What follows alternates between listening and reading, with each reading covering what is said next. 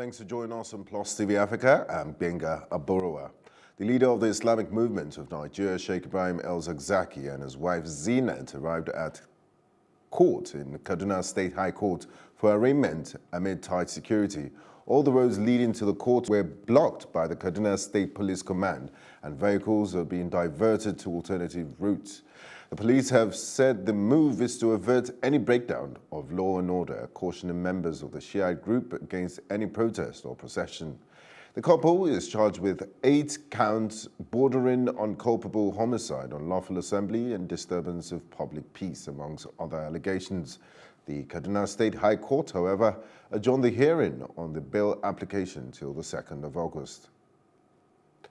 The governor of Sokoto State, Aminu Tambuwal, says that the killings of policemen by criminals have strengthened the argument that the nation's security architecture needs to be overhauled. The governor described the situation where policemen are constitutionally authorized to protect citizens are being killed by criminals as worrisome. Blaming the prevailing security on failed leadership, he said that the recent killings of 3 policemen in Sokoto and 4 others in Benue State who were escorts to the abducted Syrian national reinforced the need to review the security strategy in the country. The Joint Committee of the Senate and House of Representatives investigating the April 18th invasion of the Senate by thugs has called for the suspension and prosecution of Senator Ovie Omoagege for complicity in the attack. The senator, according to the panel, should be prosecuted for treasonable felony, conspiracy to steal, while his suspension should be for 180 legislative days. The report has it that on the said day that Senator Omoagege arrived at the National Assembly main entrance in a convoy of 3 vehicles with about 10 men in the vehicles. The security at the entrance prevented the men access into the chambers, into the premises, but Senator Omoagege prevailed on the security personnel to allow the men into the chambers as they were with him. As soon as the DPO of police, the National Assembly DPO of police gave his testimony to the committee, he was transferred out of Abuja to the Northeast. The system was porous. It was porous because the defendant had no full control. So going out to fish out who made it porous and so on would be a wide goose chase. They can't come to say, yes, all those that were at that gate were negligent, and you can't determine the criminal liability of their negligence, how the scope of it and all whatnot. The House of Representatives has resolved to investigate the finances and actual production capacity of NNPC from January 2018 till date. This investigation is aimed at ascertaining the volume of sales of crude oil of the NNPC. Voted in to represent our interest and concern of Nigeria. It's not only for us to come here and deliberate on other policy issues, but also to look into the revenue that's accruing to the country and how that revenue should be divided. I beg themselves bigger than this government. They are beginning to use our national commonwealth in any way they deem fit. Mr. Speaker, this investigation is critical. Not only is it important, but I think we need to exercise the greatest amount of pressure on NNPC to do what they're supposed to do. The federal government says it has never been on the defensive in its response to Amnesty International's report on human rights in the country. Foreign Minister Geoffrey Onyema stated this on Tuesday in Abuja when the National Human Rights Commission's delegation, led by its Executive Secretary, Mr. Tony Ojukwu, paid him a courtesy visit. News Agency of Nigeria reports that AI's country reports and other reports in Nigeria always puts the international non-governmental organization at loggerheads with the Nigerian military. Onyema said that the military was doing enough in enthroning human rights promotion architecture in the country. In a related development, Foreign Affairs Minister Geoffrey Onyema says issues of security of Nigerians living in South Africa will be part of discussion as its President Cyril Ramaphosa visits Nigeria on Wednesday. He said that the federal government was working hard to ensure that lives of Nigerians living in South Africa were secured. Onyema said that the Nigeria and South Africa were serious about the implementation of the early warning mechanism established to address the security issues in South Africa. Ivorian President Alassane Ouattara named a new government on Tuesday, but the key positions of finance, defense and agriculture were unchanged, a presidential spokesperson said. Ouattara dissolved the administration last week because of a row within his ruling coalition. Prime Minister Amadou Gon Coulibaly will retain the finance portfolio, Ahmed Bakayoko retains defense, and Mamadou Coulibaly Sangafoa remains agriculture minister. Ethiopia's prime minister said his government wants to implement a deal restoring relations with former foe Eritrea quickly to make up for lost opportunities after a two-decade military standoff. Abiy Ahmed signed an agreement with Eritrean President Isaias Afwerki on Monday, formally declaring the state of war between the neighboring states was over. The historic reconciliation could transform politics and security in the volatile Horn of Africa region, which hundreds of thousands of young people have fled in recent years in search of safety and opportunities in Europe. When we return, we'll bring you the latest updates on the newly rescued boys from the Thai cave, the ongoing trade war between the United States and China, and more. Do stay with us.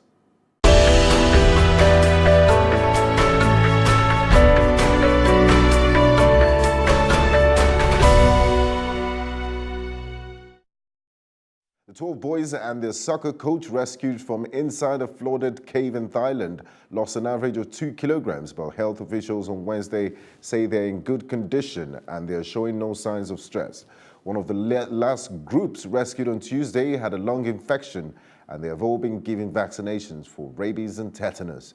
Parents of the first 4 boys rescued on Sunday have been able to visit them, but they had to wear protective suits and stand 2 meters away as a precaution. Japanese Prime Minister Shinzo Abe has visited the country's flood areas after observing the situation from a helicopter flying over Okayama, one of the hardest hit areas.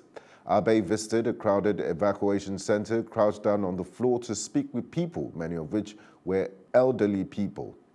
The Prime Minister, who was up for re-election as party leader late in September, inquired about their health and assured them that the government would do everything it could to help the survivors.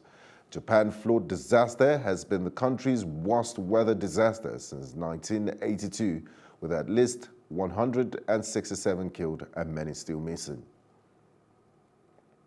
China said it is shocked after the United States announced plans for fresh tariffs, escalating a trade war between the two countries. The United States listed $200 billion worth of additional products it intends to place tariffs on as soon as September. The move comes just days after the two countries imposed tit-for-tat tariffs of $30 billion on each other's goods. Beijing describes Washington's latest threat as totally unacceptable, saying it will hurt the world.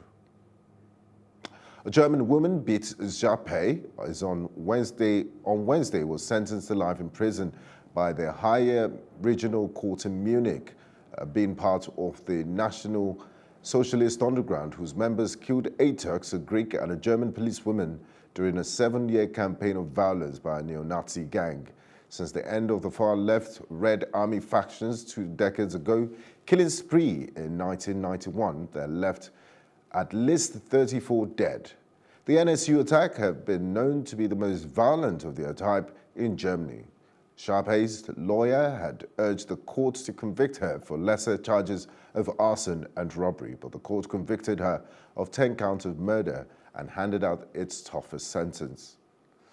We'll bring you business reports after this break. Do stay with us.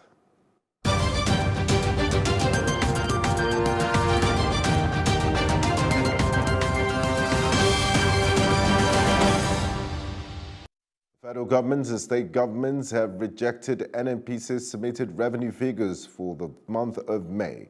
This happened during the monthly Federal Allocation Committee meeting.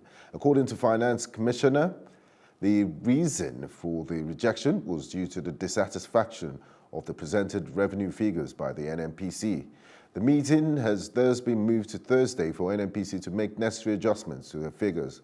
This would now be the second time an agreement has not been reached by the committee with respect to NNPC's revenue figures, as the first meeting held on June 27 did not come to a conclusion.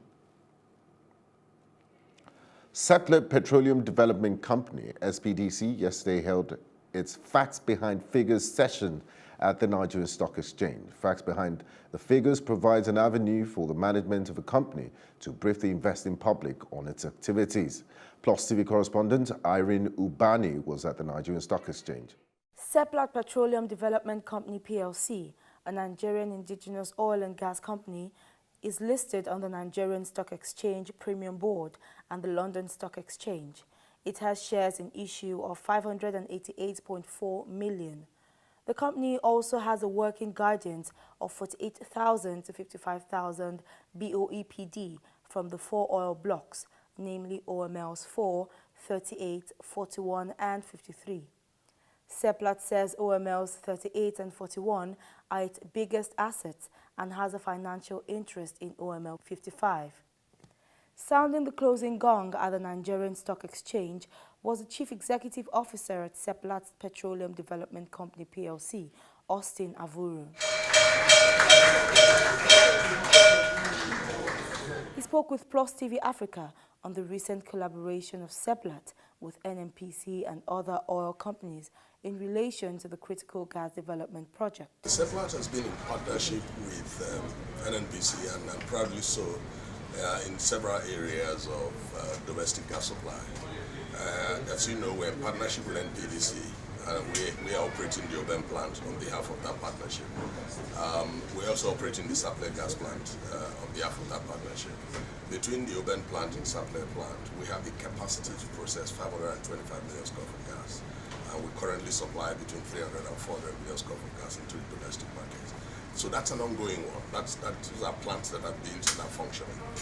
We are also going into partnership with the facility arm of the Nigerian Gas Company, NNPC, that's the NGPTC, the Nigerian Gas Processing and Transportation Company. And that partnership will build a midstream gas processing plant in OML 53 in the east. And at full capacity, that plant will be supplying about 250 to 300 million scf. Mr. Avuru also spoke on the facts behind the figures of Seplat, highlighting the progress thus far. Almost everything we do, both in terms of emphasizing our corporate governance structure and culture, and in terms of how we manage our assets and plan our work program and budgets every year, is all about being a company that will consistently deliver natural gas into the domestic market and crude oil for export. And at the same time, manage our bottom line in such a way that we remain profitable in the interest of all stakeholders, particularly our shareholders. Irene Ubani, reporting for Plus TV Africa. Still ahead on Plus TV News is our roundup on sports and entertainment news. We'll be back in a moment.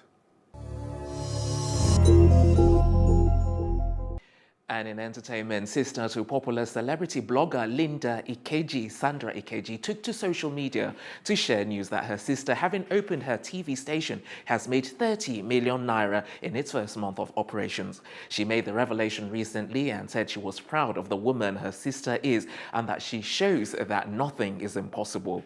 The year has definitely been good for the blogger, as within a short span of time, she has been engaged, allegedly married, pregnant, and has also launched her very own Linda Ikeji TV.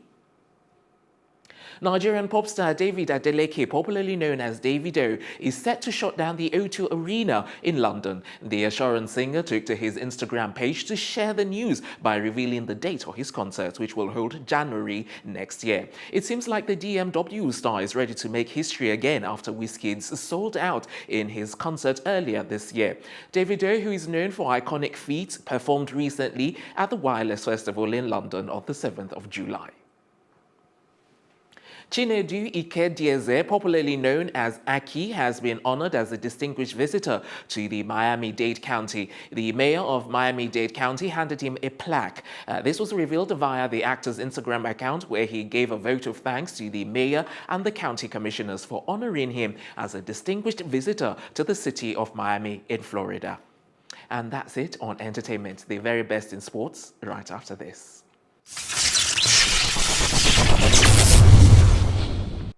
Hello and welcome to Sports Update on Plus TV Africa. I am Udoka Njoko, starting off from the local scene and talking about our Nigerian strikers. Umar Sadiq, he has completed a season-long loan move to Scottish Premier League side Rangers from Italian Serie A giants AS Roma, making it his fourth loan spell away from parent club since joining them in 2015. And for Sadiq Umar, he was a member of the Nigerian squad that earned bronze medal at the 2016 Rio Olympic Games and was loaned out to Dutch Eredivisie outfit NAC Breda last season. And for Umar Sadiq, he had previously been loaned to Italian side Bologna and Torino before his 6 months loan stint at NAC Breda.